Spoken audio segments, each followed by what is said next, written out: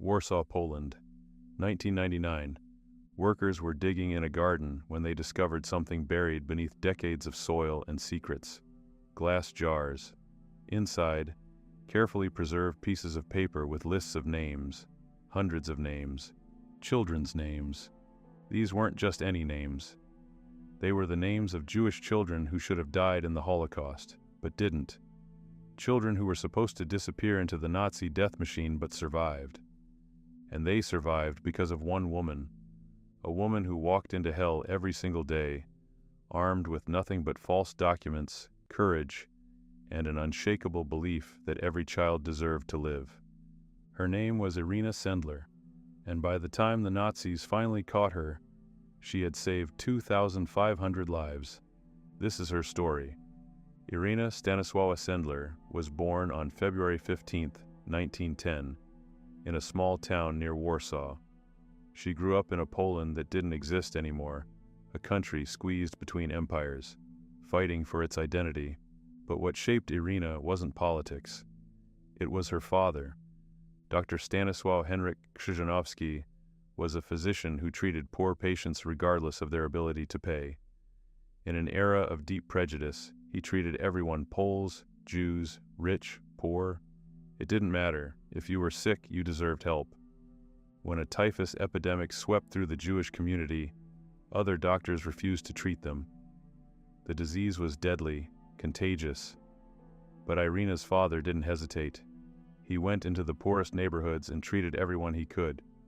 He contracted typhus himself, and he died. Irena was only 7 years old when she lost her father, but she never forgot his final lesson, that every human life has equal value, and that helping others is worth any risk. Before he died, Jewish community leaders came to their home. They told young Irena, "Your father was a hero. If you ever need anything, anything at all, remember we will never forget what he did for us." Irena never forgot those words, and 25 years later, she would cash in that promise, not for herself, but for 2,500 children. By the 1930s, Irena had become a social worker in Warsaw. She specialized in helping the poorest families, many of them Jewish. She built relationships, learned the neighborhoods, knew the families. She had no idea she was building the network that would save thousands of lives. September 1st, 1939. Germany invaded Poland. Within weeks, Warsaw fell, and the Nazis immediately began implementing their plan for the city's Jewish population. On October 12, 1940, the Nazis issued an order. All Jews in Warsaw must relocate to a designated area. They had weeks to abandon their homes, their businesses, everything they'd built. They called it a Jewish residential district, but everyone knew what it really was, a ghetto. By November 1940, over 400,000 Jews, 30% of Warsaw's entire population, were crammed into an area covering just 2.4% of the city. Brick walls topped with barbed wire sealed them in. Armed guards patrolled the perimeter. Anyone trying to escape was shot on sight. Inside, the conditions were beyond comprehension. 7 people per room, on average. Starvation rations officially 184 calories per day per person. Disease ran rampant. Bodies lay in the streets because there was nowhere else to put them. Within the first year, over 43,000 people died from starvation and disease alone. And the children were dying the fastest. Irena Sendler watched this happen. She saw the walls go up. She saw families she had worked with for years disappear behind those walls. She saw the smoke from the ghetto, smelled the death, and she made a decision. If they wouldn't let her help legally, she'd do it illegally. Irena had an advantage the Nazis didn't know about. She worked for the Warsaw Social Welfare Department, and when typhus broke out in the ghetto and the Nazis were terrified of typhus spreading to the German population, they needed someone to monitor the situation. Someone with medical credentials. Someone who could go in and out. Irena volunteered immediately. She obtained special permits identifying her as a nurse working for the Epidemic Control Department.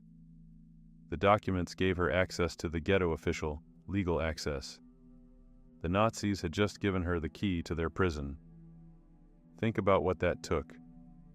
Irena knew what was happening in there. She knew the risks. Typhus was real, and it was killing people. But she also knew this was her chance.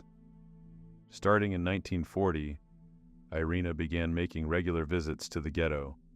Officially, she was there to inspect sanitary conditions and prevent disease from spreading. Unofficially, she was building a smuggling network that would become one of the most successful rescue operations of the Holocaust. Picture this: Irena walking through the ghetto streets, wearing her nurse's uniform with the Star of David armband required for all ghetto workers. She carried medical supplies, inspection papers. To any Nazi guard, she was just another bureaucrat doing her job. But she was also memorizing, learning the buildings, finding the families, identifying the children who were most at risk. And she was asking parents the most impossible question any human being could ever ask. Will you give me your child? Put yourself in those parents' shoes. Someone you barely know, someone who could be a Nazi collaborator, an informant comes to you and says, "Give me your child. Let me smuggle them out of the ghetto. You'll probably never see them again. But they might live." How do you make that choice? How do you hand over your child to a stranger, knowing you're likely sending them away forever? But the alternative was watching them die, slowly, from starvation, disease, or eventually the gas chambers. So parents said yes. Thousands of parents said yes. They gave their children to Irena Sendler, trusting that this Polish Catholic woman would keep their babies alive. Smuggling one child out of the Warsaw Ghetto was nearly impossible. That required creativity, courage, and a network of people willing to risk everything. Irena didn't work alone. She was part of WWII, the Council to Aid Jews, a Polish underground organization dedicated to helping Jews escape Nazi persecution. Eventually, Irena became the head of WWII's children's section. But the methods she used, they were extraordinary. Infants and toddlers were the hardest to smuggle. They couldn't be told to stay quiet. They couldn't understand the danger. So Irena got creative. She smuggled babies out in toolboxes, hidden under tools and equipment, in suitcases with air holes drilled in the sides, in coffins laid beside actual corpses during funeral processions leaving the ghetto. She even trained a dog to bark at German guards on command. The barking would cover the sound of babies crying as they were smuggled past checkpoints. Older children were disguised as typhus victims covered in fake sores and infected bandages. German guards wouldn't go near them, wouldn't inspect them too closely. Typhus terrified the Nazis. Some children escaped through the sewers beneath Warsaw, crawling through literal waste and darkness to reach freedom.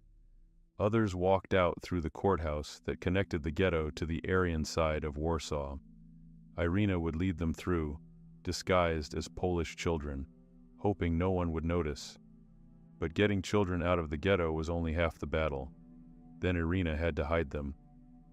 She placed them with Polish Catholic families who were willing to shelter Jewish children, an act punishable by death for the entire family. She placed them in orphanages run by sympathetic directors.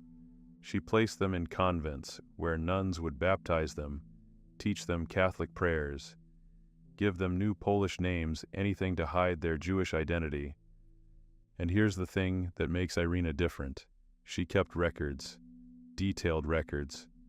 She wrote down each child's real name, their false identity, where they were hidden.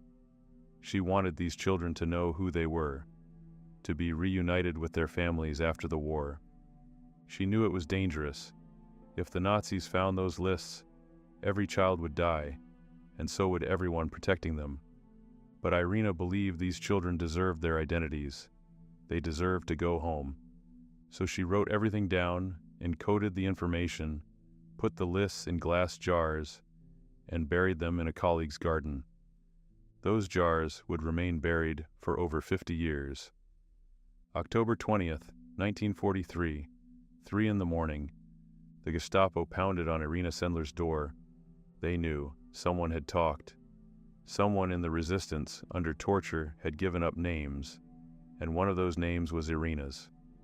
As the Gestapo ransacked her apartment searching for evidence, Irena managed to toss the current list of children's names to her friend Janina Grabowska. Janina caught them, hid them in her clothing, and somehow walked out without being searched. If the Nazis had found those papers, 2,500 children would have died. But Irena was taken to Pawiak prison. Pawiak was where the Nazis sent people who would never leave alive. It was a place of torture, execution, and terror. Most people who entered Pawiak died there. And the Gestapo wanted names. They wanted to know who else was in the network, where the children were hidden, who was helping. They wanted to destroy everything Irena had built. So they tortured her, they beat her, they broke her legs, they broke her feet. Day after day, they came back with the same questions. Who else is involved? Where are the children? Give us names. Irena gave them nothing. Think about that. She was 33 years old. Her legs were broken. She was in unimaginable pain. She knew they were going to kill her, and she still gave them nothing. She protected every single child, every single person in her network. After months of torture, the Nazis gave up trying to make her talk. They sentenced her to death. Her execution date was set. But Jagoda hadn't given up on Irena. The resistance bribed a German guard. On the day Irena was scheduled to be executed, the guard led her out of the prison, supposedly to her execution, but instead, he let her go. Officially, Irena Sendler died on that day in 1944. Her name appeared on the executed prisoners list, but she was alive, hiding, living under a false identity. And even then, even after everything she'd endured, Irena didn't stop. She continued her resistance work until the end of the war. When the war ended, Irena did something remarkable. She dug up the jars. She found every list she had buried. 2,500 names, 2,500 children who had survived because of her. And she tried to reunite them with their families. But most of those families were gone, murdered in Treblinka, Auschwitz, or other death camps. The parents who had made the impossible choice to give up their children. They didn't survive to see them again. Most of the children Irena saved became orphans. Many stayed with their adoptive Polish families. Some went to Israel. Some never learned they had been Jewish at all until decades later. And then, something else happened. Something that hurt Irena in a different way. Communist Poland took over after the war. And in Communist Poland, helping Jews wasn't celebrated, it was dangerous. It suggested loyalty to the West, to capitalism, to the wrong side. So Irena said nothing. For decades, she said nothing about what she'd done. She lived a quiet life. She worked as a social worker. She raised her own children, and she kept the secret of the 2,500 lives she had saved. The world forgot about Irena Sendler. 1999, Kansas, United States. 3 high school students, Megan Stewart, Elizabeth Cambers, and Sabrina Coons, were looking for a National History Day project. Their teacher suggested they research a Polish woman named Irena Sendler. The students found a brief article. It said she had saved 2,500 Jewish children during the Holocaust. They thought it was a typo. Surely it meant 250, not 2,500. But it wasn't a typo, it was true, and almost nobody knew about it. These 3 American teenagers decided to tell Irena's story. They wrote a play called Life in a Jar. It was performed in their school, then in their community, then across Kansas. And somehow, word got back to Poland. The students learned that Irena Sendler was still alive. She was 89 years old, living in a Warsaw nursing home. In 2001, the students traveled to Poland to meet her.